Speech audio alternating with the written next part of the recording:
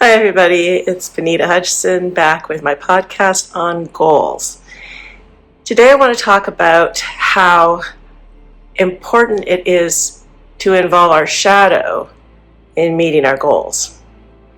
And a lot of people think the shadow side of ourselves is something to be feared, hated, some part of ourselves that's so dark nobody should ever see it. It should never see the light of day. When in reality, it's just the parts of ourselves that we were taught to suppress along the way. And how does this play out in terms of meeting our goals? Well, if you have a goal that runs counter to what you've been conditioned to allow yourself, then indeed, you're going to need to bring your shadow forward to meet that goal. Say, for example, you grew up with the conditioning that you're supposed to give a lot of energy, you're supposed to serve the people around you, take care of them, but it's selfish to want anything for yourself. Well, that's definitely going to have an effect on you if somewhere along the line you're wanting to do really well in a business venture, but your pattern says it's selfish to want to make a lot of money at it. So that part of you that has no problem making a lot of money, thinks it's fun, thinks it's great, sees it as a positive, that might be in your shadow.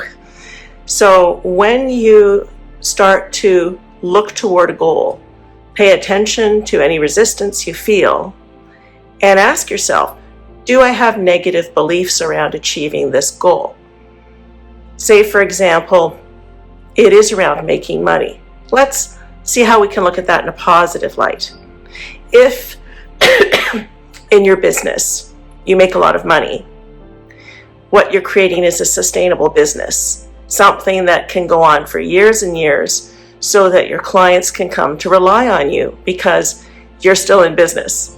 If you're just getting by, it's very easy for something to go wrong, tip the scales, and now you're out of business and the people who've come to rely on you can't anymore. If you're making great money, you might find that you don't have to work as many hours. So you have time to volunteer. You have time to spend with your family.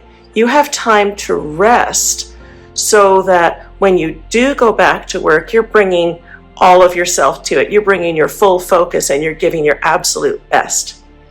If you're doing well financially, then so is your community. You can afford to go to other people's stores and buy their products and make sure their businesses continue. So when you're doing well, you have more time to take care of yourself, more time to be there for your family, more time to volunteer. So you can see how making a lot of money at something can be a very positive thing. So look at that with anything else that you have going on. If you have a belief, not just it's bad for me to allow this for myself, but I can't, I'm not capable, that's not like me, be willing to challenge those beliefs. So here's an exercise for you. Imagine that part of yourself that's confident that it can accomplish that, that's feeling capable around that particular goal. The part of you that thinks it's great to do that thing that you think of in a negative light. This can be a real stretch because as human beings, we exist along a continuum. And it's actually possible within your own psyche to have a part of you that thinks one way and a part that thinks the polar opposite. And it can be a really interesting exercise to sit with those different feelings until they come to some kind of mutual understanding. And that actually creates a third point of view where both aspects can come into play and it can be a good situation. For example, if you're at one end of the spectrum around your temperament, you're very easygoing, maybe passive, you tend not to push the envelope. If somebody's giving you a hard time, you tend to be the peacemaker. And you've suppressed the part of you that would get angry, which often happens with people that don't like to be angry. They'll push it down until it comes out as a big explosion. And then it just justifies their reason for being upset about being angry in the first place. What we really want to do is notice when we first feel irritated, pay attention to that, and address that. So what happens when you take the part that gets really angry and it works with the part that's more mellow? You bring those together. It's about clarity. It's about being able to say, that hurt my feelings. I need this now. This is how I'm going to change this situation.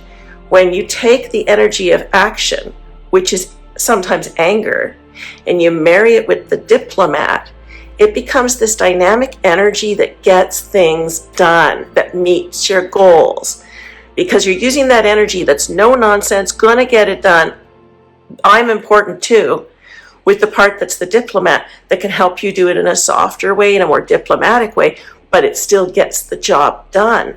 So for anything that you're feeling resistance around doing, like, I don't know that I can, this is scary, this is new territory, just sit in a meditative position and imagine standing in front of you, your shadow self, who's got this, who's got it down, and is confident and curious and maybe a little crazy, like, let's just do it, let's take a risk. See if you can have an internal conversation with that part. Ask it its advice. What do you suggest I do in this situation? Wouldn't it be great if you had your inner cheerleader right there with you saying, you can do this, go for it, take a chance, don't worry about making mistakes, just give it a go. That part of you exists. You know, when we come into this world, we contain every possibility in terms of how we behave, how we think, and how we see our ability to receive in the world. Remember, the universe, it's a quantum universe. It's a manifestation of our consciousness. Anything's possible if we're open to that possibility. So if you can allow yourself to imagine the parts of you that were there before you entered into this life, before you got the conditioning from parents, teachers, society that told you who you could or couldn't be or do or have, that part's still available to you. It's just dormant. You can bring it forward. You can access that part. You can get things going. You can start borrowing on the wisdom and energy of your shadow to get things done. And if you're really brave, you'll let that part up. You'll let it come forward, and you'll let it participate in the play that is this life. That can be a little scary because the predominant part of ourselves is so used to being in control. It's like at a certain age when we were taught that maybe the flamboyant side of us wasn't allowed up because our family was quiet, or maybe we had strict parenting, we weren't allowed to have an opinion, so the part that would now be your voice might be tucked away back there. It means the part that said, you guys go back there, I got this, I'll protect you, needs to know they don't need your protection now. They need to come forward. They need to be part of your life. You need to integrate them. And that might mean stepping back and letting those parts come forward and do some of the things that you're afraid to do. It means letting go of control. It means letting those energies up. And I got news for you. Your most powerful part of yourself, the part that would take your goals and run with them, is your shadow. And it takes a lot of energy to hold your shadow down. So when you start to take your hand off that pressure that you've applied to them and you let them up, at first, maybe they're going to come up a little distorted. They've been held down for so long. But if they are allowed to become conscious and realize that, this is a different world now, they can come up and have a voice. They can come up and participate. They're going to become really constructive, valuable parts of yourself, and they're going to surprise you because they have some of your inner wisdom. So have some fun with that. Like, think about a goal you want to achieve. And this is a good exercise to write some things down. Write down all of your thoughts around achieving that goal. and circle the ones that are negative, and then write down the opposite. So if it's like, well, I don't have the confidence to do that, then write down, I have the confidence to do this, and visualize the part of yourself standing in front of you that has that confidence, and have an internal conversation with them. What do I need to do to get your confidence? And just sit and be open to what kind of answers you get. This can be a really fun exercise in starting to engage your shadow and realizing that's a valuable part of yourselves. Sometimes our shadow is tied up in our ideas about it, especially if we associate certain traits with maybe people from our past who've hurt us. Well, I don't want to be like them. So don't be like them.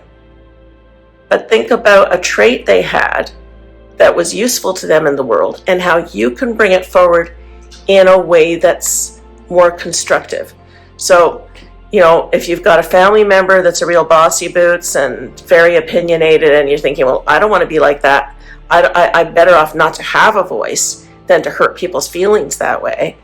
Think instead, how do I get that kind of confident, powerful voice, but pair it with my gentler side that can communicate boldly, but in a way that includes others and doesn't make them feel bad. Even in the most difficult person in our lives, they're in our lives for a reason. They're holding up a mirror to stuff we need to work on. And there's something about them that you can learn from, and you can find a way to incorporate that into your life. So if you go, well, I don't want to be like that, if they're in your life, they're reflecting some part of you. Instead, think, what part of me is like that needs to come up and become conscious so that it will work in a really constructive way in my life, rather than just reject it outright and be more one-dimensional person as a result. Remember, you contain everything. You contain all possibilities. I read somewhere that somebody once asked Mother Teresa why she did the work she did in Calcutta. And her reply was, I do this work because Hitler lives inside me. She knew her shadow. She knew it was quite capable of taking her notoriety and using it for her own need, her own desires, her own power. So she let that energy come up to serve others. So the most negative situation you're looking at, think about how you can use the same energy but in a positive way. Play with that. Have fun with it, and I'll see you next time. Thanks for tuning in.